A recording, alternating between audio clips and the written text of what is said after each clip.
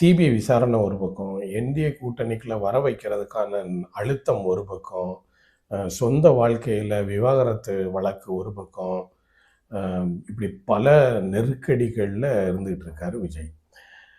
நமக்கு தெரிஞ்சு பார்த்தோம்னா, விஜய் இந்த கட்சி தொடங்குற விஷயத்திலேயே, அவரோட குடும்பத்தில இருக்கக்கூடிய நேரத்தில இந்த மாதிரியான சிந்தனைகள் அவருக்கு வரல.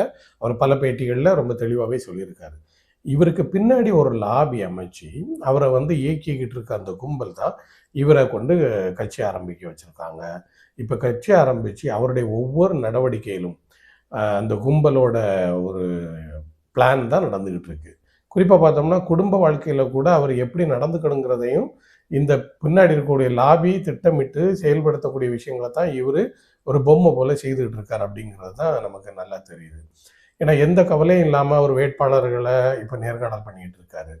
அதுவும் அந்த கும்பலோட ஒரு அழுத்தம் காரணமா தான் செய்துட்டு இருக்காருன்னு சொல்லலாம். இந்த தேர்தல் முடியக்கூடிய நேரத்தில, அந்த கும்பல் நெனச்ச விஷயங்கள சாதிக்க முடியாம போகலாம். அப்படி போனா மட்டுமே விஜய் தன்னுடைய வாழ்க்கையை காப்பாத்திக்க முடியும் அப்படிங்கிறது தான் நிதர்சனமான உண்மை. கண்டிப்பா அவரு குடும்பத்தோட சேரணும். அவருடைய சினிமா வாழ்க்கைக்கு திரும்பணும். அவருக்கு சினிமா வாழ்க்கையில இருந்த ஒரு மிகப்பெரிய செல்வாக்கோட அவர் மீண்டும் அதே லெவல்ல அவர் இருக்கணும் அப்படிங்கிறத விரும்பக்கூடிய ஒருவன்ல நானும் ஒருத்தன்.